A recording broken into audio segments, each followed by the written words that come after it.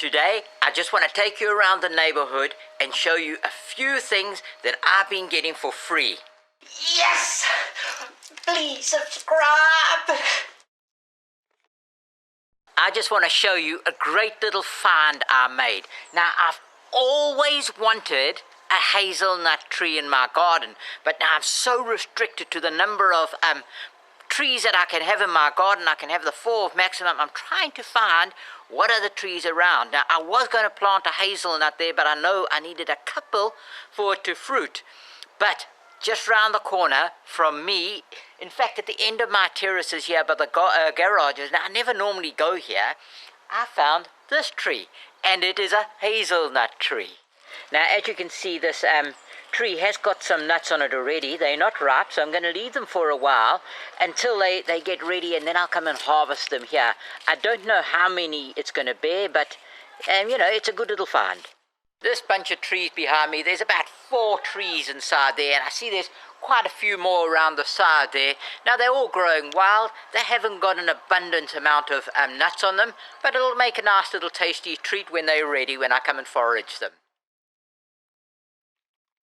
As you can see, my neighbour just down the end of the terrace has started to cut down this massive row of trees that somebody planted a long time ago as a hedge.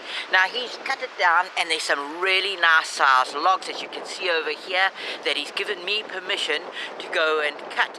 Now, if my plans for these logs don't come out, I can always use them to burn in my log burn in the house coming up winter. But I've got some special plans for those logs, and they're absolutely free, so whatever I do just costs me my labor, and it's a real gift.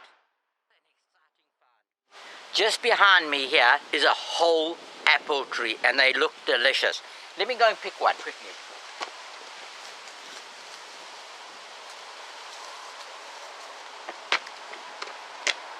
Yeah, I picked one apple off, and it looks really, really nice.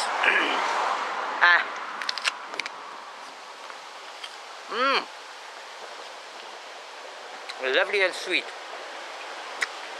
This makes excellent foraging.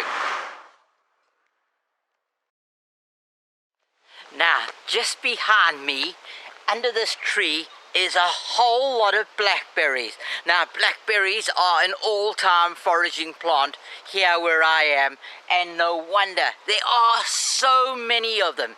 Now, I know it's the end of season now, and I shouldn't really be getting a lot, but there's still plenty of them about, and you know why? It's because the birds can't get to them all. They've got these thorny little branches that the birds can't sit on and peck off. So blackberries, by and large, go pretty unscathed by the birds. So let me get some foraging done.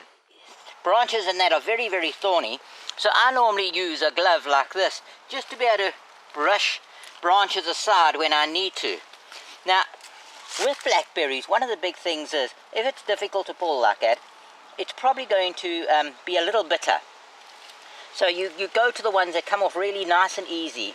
Now, as you can see, I've already collected a whole bunch of them. And they're very, very tasty. Anyway, let me carry on foraging.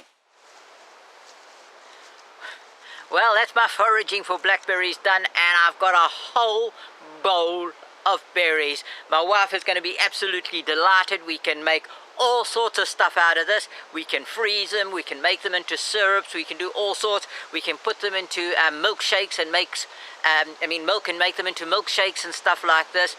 There's such a lot you can do, and it's all for free. I really hope you've enjoyed this episode of all the free stuff, like the logs that I've got, and you can get it for firewood.